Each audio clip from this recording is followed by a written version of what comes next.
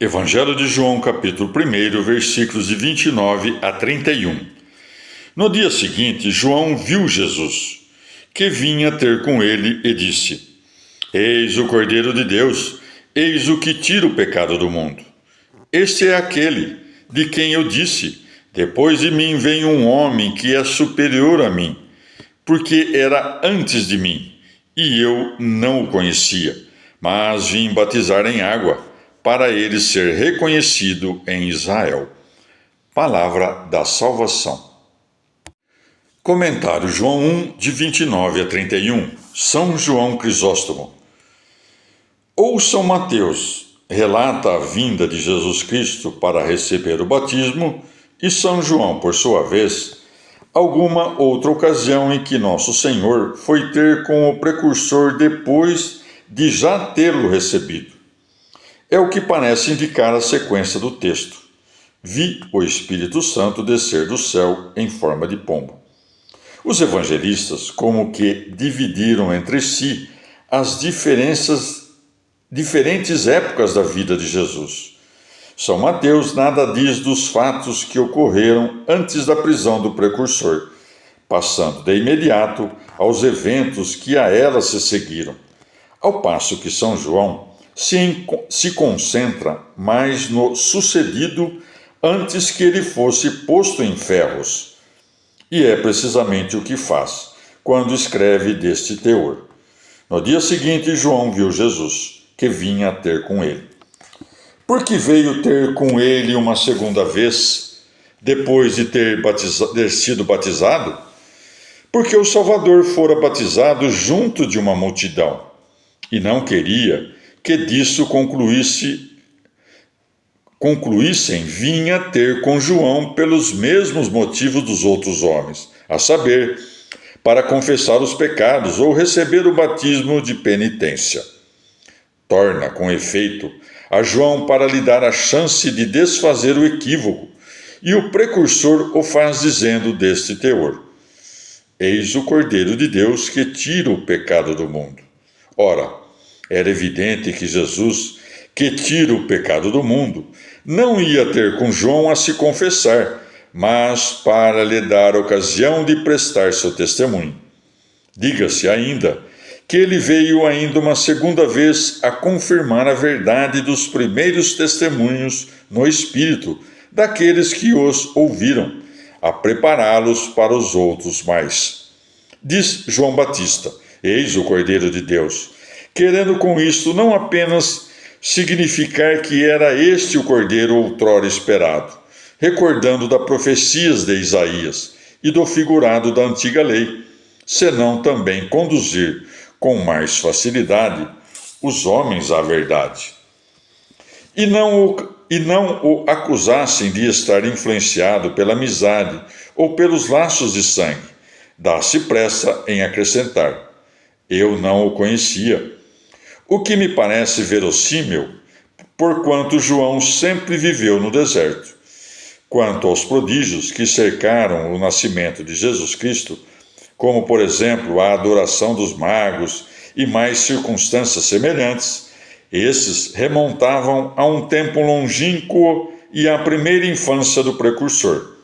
Desde então, o Salvador vivia na obscuridade, sem ser conhecido de ninguém, como assevera o mesmo João Batista. Mas vim batizar em água, para ele ser reconhecido em Israel. Portanto, todos esses pretensos milagres que teria Jesus operado desde a infância são ficções desprovidas de fundamento. Se os tivesse feito, João estaria notificado e o povo dispensar-lhe-ia o testemunho desse batismo, com efeito, que tinha o sentido de pôr a lume a fé no Cristo, não carecia Nosso Senhor. Do mesmo modo, não disse João Batista: Vim a purificar aqueles que recebem o batismo, ou para livrá-los do pecado, porém sim, para ele ser reconhecido em Israel. Mas não poderia tê-lo feito sem o batismo? Certamente, mas no batizar logrou vir ao ponto mais facilmente, porque as multidões não teriam corrido a ele se a pregação não se seguisse o batismo. Evangelho de João, capítulo 1, versículos de 32 a 34. João deu estes testemunhos. Vi o Espírito descer do céu em forma de pomba e repousou sobre ele. Eu não o conhecia, mas o que me mandou batizar em água disse-me: aquele sobre quem vires descer e repousar o Espírito, esse é o que batiza no Espírito Santo. Eu o vi e dei testemunho de que ele é o Filho de Deus. Palavra da salvação. Comentário João 1, de 32 a 34. São João Crisóstomo. Quando testificava João Batista a respeito de Jesus, dizendo coisas admiráveis, como, por exemplo, que ele tira o pecado do mundo, punha a todos perplexos. E para lhes fazer crescer o convencimento, remonta seu testemunho até Deus e o Espírito Santo. Com efeito, alguém poderia inquiri-lo: como o conhecesse? Ora, respondeu ele, foi por meio do Espírito Santo que desceu sobre ele. Vi o Espírito descer do céu em forma de pomba e repousou sobre ele. Que ninguém pense que Jesus Cristo tivesse necessidade de receber o Espírito Santo, como se passa conosco. João Batista destrói essa ideia, ao dizer que o único motivo dessa descida foi a dá-lo a conhecer. Eu não o conhecia, mas o que me mandou batizar em água disse-me: aquele sobre quem vires descer e repousar o Espírito, esse é o que batiza no Espírito Santo. Quando disse não o conheço, referia-se ao passado, portanto, a um tempo anterior ao batismo de Jesus, ocasião em que lhe dirigiu as palavras nesses termos: sou eu que devo ser batizado por ti, e tu vens a mim? Mateus 3,14. Se o Pai fez-se ouvir a proclamar seu Filho, o Espírito Santo desceu dos céus a fixar a palavra do Pai sobre a fronte de Jesus Cristo, com o sentido de que ninguém caísse na tentação de atribuir a João o que não convinha senão a nosso Senhor. Como, dirão, os judeus não creram se testemunharam o Espírito Santo descer sobre Jesus?